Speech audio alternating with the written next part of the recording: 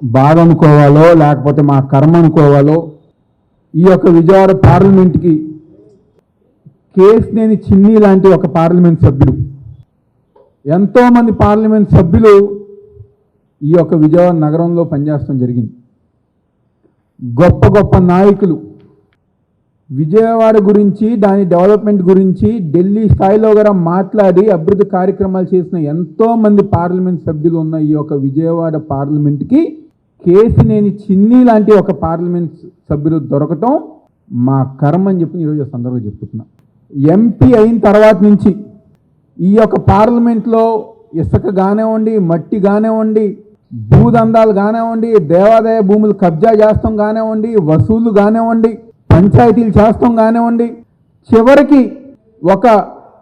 వీడి రౌడీగా, గూండాలుగా దేవుడు కళ్యాణంలో కూడా కొట్టుకునే పరిస్థితి తీసుకొచ్చారు ఈ యొక్క కూటమి ప్రభుత్వానికి సంబంధించిన ఎంపీలు, ఎమ్మెల్యేలు.